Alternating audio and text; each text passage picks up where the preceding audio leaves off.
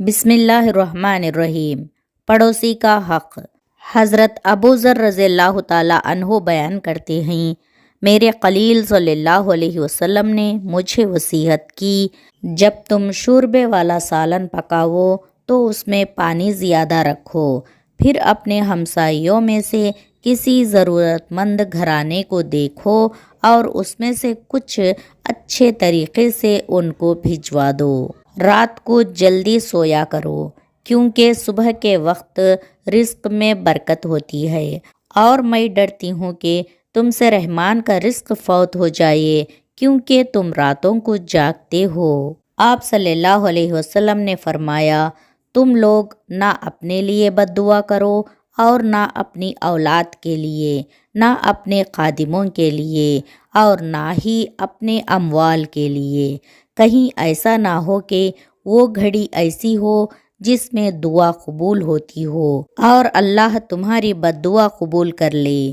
زندگی میں جو کچھ ہو رہا ہے اس سے پریشان مت ہو، کیونکہ تمہیں تو صرف امتحان اور آزمائش کے لیے پیدا کیا گیا ہے، تاکہ اللہ دیکھ لے کیا ہم صبر کرتے ہیں۔ اس وجہ سے اپنے لیے مصیبت کو ہلکا کرو، اس کو سخت نہ بناؤ، اور یقین رکھو کہ کشادگی قریب ہے۔ پس جب بادلوں کی سیاہی سخت ہو جائے تو عنقریب تمہیں بارش ملے گی۔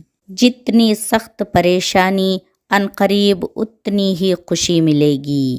سب سے بہترین نکاح وہ ہے جو سب سے زیادہ آسان ہو۔ نکاح کو آسان کرے، مشکل نہیں۔ نہ تم شکایت کرو اور نہ غصہ کرو۔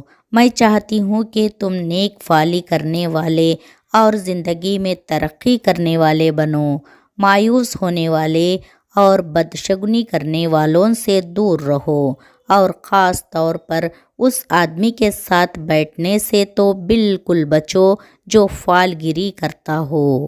حضرت سیدنا عائشہ رضی اللہ تعالیٰ عنہا روایت کرتی ہیں کہ میرے پاس ایک عورت آئی، اس کے ساتھ اس کی 2 بیٹیاں بھی تھیں۔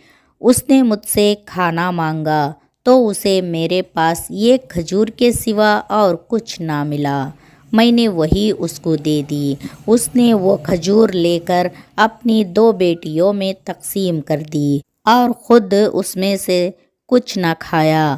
پھر وہ کھڑی ہوئی اور وہ اس کی دونوں بیٹیوں کے ہمراہ چلی گئی۔ پھر نبی صلی اللہ علیہ وسلم میرے پاس تشریف لائے تو میں نے آپ کو اس عورت کی بات بتائی، تو نبی صلی اللہ علیہ وسلم نے فرمایا، جس کسی پر بیٹیوں کی پرورش کا بار پڑ جائے اور وہ ان کے ساتھ حسن سلوک کرے تو وہ اس کے لیے جہنم سے بچانے والی پردہ ہوں گی۔ رسول اللہ صلی اللہ علیہ وسلم نے فرمایا، بے شک شیطان اس کھانے کو جس پر اللہ کا نام نہ لیا جائے کھانا حلال سمجھتا ہے، اس لیے کھانا کھانے سے پہلے بسم اللہ ضرور پڑھنا چاہیے۔ حضرت سیدہ عائشہ رضی اللہ تعالیٰ عنہا بیان کرتی ہیں، رسول اللہ صلی اللہ علیہ وسلم نے بیل بوٹے والی ایک منقش چادر میں نماز پڑھی اور اس کے نقش و نگار پر نماز ہی میں ایک نظر ڈالی، پھر سلام پھیر کر فرمایا، میری یہ چادر ابو جہم کو واپس دے دو، یہ چادر نے ابھی مجھے میری نماز سے غافل کر دیا تھا، اور ابو جہم سے سادی چادر لیتے آؤ۔ سیدنا عائشہ رضی اللہ تعالیٰ عنہا بیان کرتی ہیں، رسول اللہ صلی اللہ علیہ وسلم نے محلوں میں مسجدیں بنانے کا حکم دیا، اور یہ کہ انہیں صاف ستھرا رکھا جائے اور ان میں خوشبو لگائی جائے۔ رسول اللہ صلی اللہ علیہ وسلم نے فرمایا، بنی آدم کے اعمال ہر جمعرات کو پیش کیے جاتے ہیں، اور کسی قطع رحمی کرنے والے کے اعمال قبول نہیں کیے جاتے۔